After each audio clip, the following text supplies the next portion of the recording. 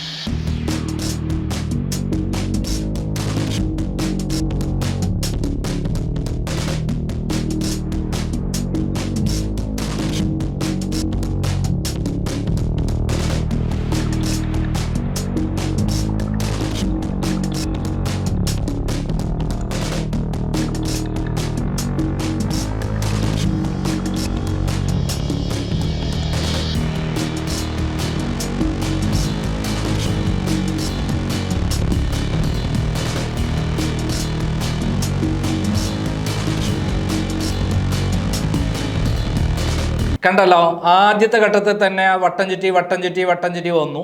അപ്പോഴൊന്നും അതിനെ പിടിക്കാൻ ശ്രമിച്ചില്ല, അതിനെ കടിക്കാൻ ശ്രമിച്ചില്ല. വട്ടം ചുറ്റിച്ച് വട്ടം ചുറ്റിച്ച് വട്ടം ചുറ്റിച്ചിട്ടാണ് അതിൻ്റെ ഏർപ്പാട് ആദ്യം തന്നെ.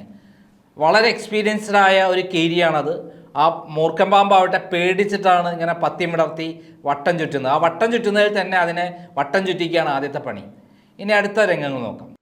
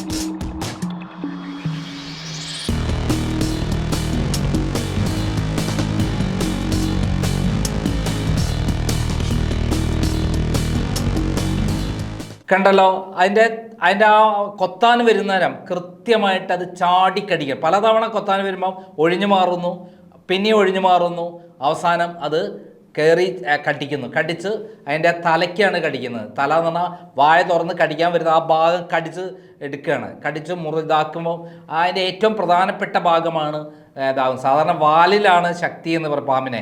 വാല് നമ്മൾ എടുത്തിട്ട് പാമ്പിനെ വാല് പിടിച്ചിട്ട് 2 ചുറ്റൽ ചുറ്റി അങ്ങനെ എറിഞ്ഞു കഴിഞ്ഞാൽ അത് അതിൻ്റെ ശരീരത്തിൻ്റെ വിടവുകൾ വരും. ചങ്ങലയായിട്ടുള്ള ബന്ധമാണ് അതിനുള്ളത്. ആ ശരീരത്തിൽ വിടവ് അങ്ങോട്ടും ഇങ്ങോട്ടും ബന്ധങ്ങൾ ഇതാവുമ്പോൾ അതിന് ഓടാൻ പറ്റാത്ത അവസ്ഥ വരും.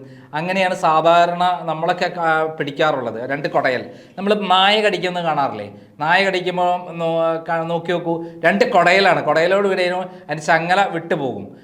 അങ്ങനെയാണ് നായ കീഴപ്പെടുത്താറ്. അതിൻ്റെ ശരീരത്തിന് എവിടെയെങ്കിലും കടിച്ചിട്ട് ഒറ്റ കുടയലാണ്. അപ്പം ഇവിടെ അങ്ങനെയല്ല, അതിൻ്റെ തലയ്ക്കാണ് കൃത്യമായിട്ട് കയറി പിടിക്കുന്നത്. നോക്കാം.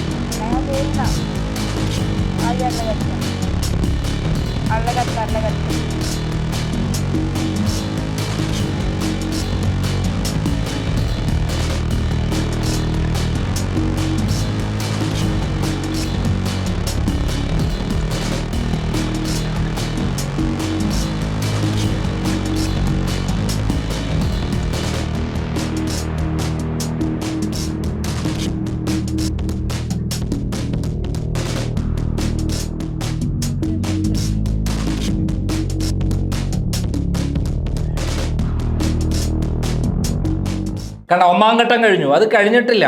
ഒരു ഘട്ടം കഴിഞ്ഞു, പിന്നെ പല ഭാഗത്ത് രക്ഷപ്പെടാൻ ശ്രമിക്കുന്നു. അതിൻ്റെ പിന്നെയും അതിൻ്റെ എവിടെയാണ് തലയ്ക്ക് ചാടി കടിച്ചിട്ട് പിടിച്ചിട്ട് കൊത്താൻ വരുമ്പം കടിച്ചിട്ട് അവിടെ ശരിയാക്കുകയാണ്. അവസാനം ആ മൂർഖൻ പാമ്പ് മരിച്ചു വീഴുന്ന ചത്തു വീഴുന്ന രംഗമാണ്. അതിന് ശരീരത്തിൽ എവിടെയും തൊടുന്നില്ല. എന്നിട്ട് അതും കൊണ്ട് പോവുകയാണ് ചെയ്യുക. പലരും കീരിനെ വളർത്തുന്നുണ്ട്. ഈ കീരി എന്താ ചെയ്യുക വെച്ചാൽ പാമ്പിനെ കൊന്നിട്ട് വീട്ടിലേക്ക് കൊണ്ടുവരും. പലരും എന്നോട് പറഞ്ഞിട്ടുണ്ട് കീരിയെ വളർത്തുന്ന ആൾക്കാർ. വളരെ സ്നേഹമുള്ള ഒരു ജീവിയാണ് കീരി. അതേസമയം പാമ്പ് ഒരു ഉപദ്രവകാരിയൊന്നും അല്ല. അതിനെ പേടിച്ചിട്ടാണ് കൊത്താൻ വരുന്നത്. അത് അതിൻ്റെ ഉപജീവന മാർഗവുമായിട്ട് നമ്മുടെ ഇവിടെയൊക്കെ ജീവിതത്തിൽ ഉണ്ടാവേണ്ട ആവശ്യമാണ്. കാരണം എലികളെയും മറ്റുള്ള ജീവികളെയൊക്കെ നശിപ്പിച്ച് നമ്മളെ പരിസ്ഥിതി വളരെ സന്തുലനാവസ്ഥ കൊണ്ടുവരുന്ന ജീവികളാണ്. പക്ഷെ എന്ത് ചെയ്യാം, നമ്മൾ പാമ്പിനെ കാണുമ്പോൾ പേടിയാണ്. തൊട്ട് ചവിട്ടിക്കഴിഞ്ഞാൽ അല്ലെങ്കിൽ അറിയാതെ നിന്ന് കടിച്ചാൽ വിഷമാണ്. അന്ന് കഴിഞ്ഞാൽ അത് നമ്മൾ അപ്പം തന്നെ അണലിയെ കടിച്ചാൽ അധിക സമയം വേണ്ടി വരില്ല. പക്ഷെ അണലിയിൽ നിന്ന് നമ്മൾ അങ്ങോട്ട് ചവിട്ടിയാൽ മാത്രമേ അതിൽ നിന്ന് വരുള്ളൂ. എന്തായാലും നമുക്ക് അന്ത്യം പൂർണ്ണമായി കാണാം.